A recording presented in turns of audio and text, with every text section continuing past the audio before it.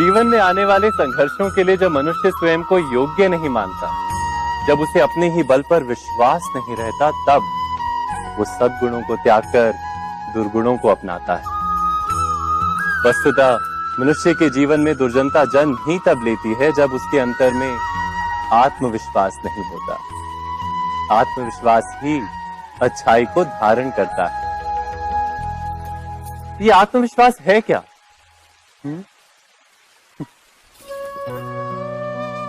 जब मनुष्य ये मानता है कि जीवन का संघर्ष उसे दुर्बल बनाता है, तो उसे अपने ऊपर विश्वास नहीं रहता।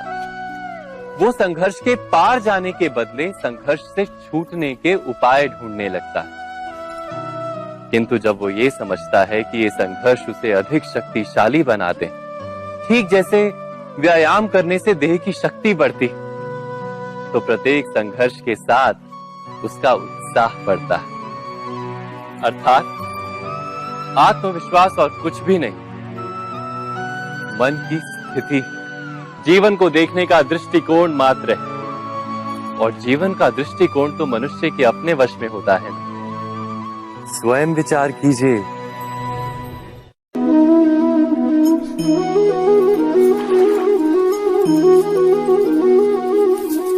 पिता सदा ही अपने संतान के सुख की कामना करते हैं, उनके भविष्य की चिंता करते रहते हैं।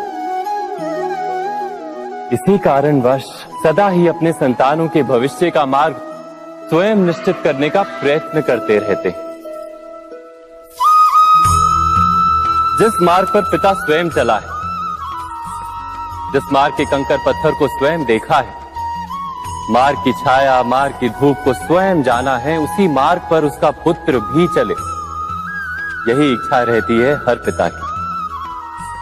निस्संदेह उत्तम भावना है ये।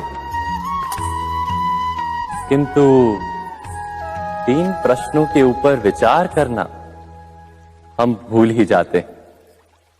कौन से प्रश्न? प्रथम प्रश्न, क्या समय के साथ प्रत्येक मार्ग बदल नहीं जाते? क्या समय सदा ही नई चुनौतियों को लेकर नहीं आता? तो फिर बीते हुए समय के अनुभव नई पीढ़ी को किस प्रकार लाभ दे सकते हैं? दूसरा प्रश्न, क्या प्रत्येक संतान अपने माता पिता की छवि होता है? हाँ, संतानों को संस्कार तो अवश्य माता पिता देते हैं, किंतु भीतर की क्षमता तो ईश्वर देते हैं। तो जिस मार्ग पर पिता को सफलता मिली है, विश्वास है कि उसी मार्ग पर उसकी संतानों को भी सफलता और सुख प्राप्त होगा। तीसरा प्रश्न, क्या जीवन के संघर्ष और चुनौतियां लाभकारी नहीं होती? क्या प्रत्येक नया प्रश्न एक नए उत्तर का द्वार नहीं खोलता? तो फिर संतानों को नए नए प्रश्नों, संघर्षों और चुनौतियों से दूर रखना, ये उनके लिए लाभ करना कहलाएगा या हानि पहुंचाना? अर्थात जिस प्रकार संतान के भविष्य का निर्माण करने के बदले उसके चरित्र का निर्माण करना श्रेष्ठ है, वैसे ही संतानों के जीवन का मार्ग निश्चित करने के बदले उन्हें नए संघर्षों के साथ जूझने के लिए मनोबल व ज्ञान देना अधिक लाभदायक नहीं होगा? स्वयं विचार कीजिए। मनुष्य की सबसे बड़ी दुर्बलता क्या होती है? सोचिए। धन, प्रेम, अहंकार।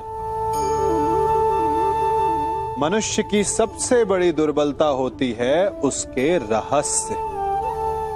चाहे आप कितने भी शक्तिशाली क्यों ना हो, कितने भी प्रबल क्यों ना हो, परंतु उसके रहस्य उसके नाश की चाबी होती है।